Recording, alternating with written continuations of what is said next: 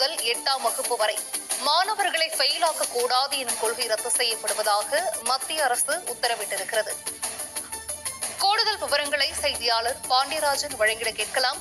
பாண்டியராஜன், வணக்கம். 5 முதல் 8ஆம் வகுப்பு வரை கட்டாய தேர்ச்சி ரத்து செய்யப்படுவதாக மத்திய அரசு உத்தரவிட்டிருக்கிறது. இது குறித்தான முழு விவரங்களை பதிவு செய்யலாம் பாண்டியராஜன். கல்வி உரிமை சட்டம் 2009 கீழ் 5 முதல் 8ஆம் வகுப்பு வரையிலான மாணவர்களை தோல்வியடைய செய்யக்கூடாது என்கின்ற நிபந்தனை இதற்கு முன் வழக்கமாக இருந்து வந்தது. இந்நிலையில் 5 முதல் 8ஆம் வகுப்பு வரையில் படிக்கக்கூடிய மாணவர்களை ஃபெயில் ஆக்கக்கூடாது என்கின்ற அந்த கொள்கை ரத்து செய்யப்படுவதாக சற்று முன் அந்த அறிவிப்பு என்பது வெளியாக இருக்கிறது.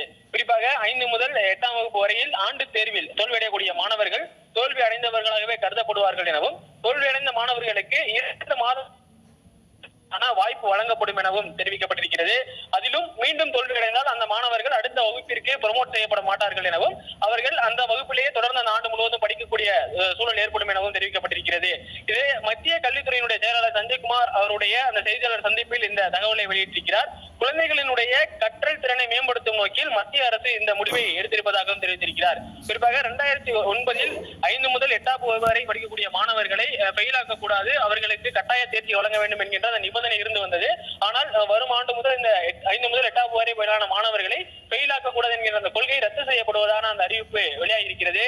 இனி வரும் காலங்களில் 5 முதல் 8ஆம் வகுப்பு வரை படிக்கக்கூடிய மாணவர்கள் ஆண்டு தேர்வில் தோல்வியடைந்தால் அவர்களுக்கு அடுத்த 2 மாதத்தில் மீண்டும் ஒரு ஆண்டு தேர்வு நடத்தப்படும். அந்த தேர்விலும் அவர்கள் தோல்வியடைந்தால் அவர்கள் அதே வகுப்பில் தொடர்ந்து படிக்கக்கூடிய சூழல் ஏற்படும் எனவும் மத்திய கல்வித்துறை செயலாளர் சஞ்சய்குமார் சற்று முன் அந்த செய்தியாளர் சந்திப்பில்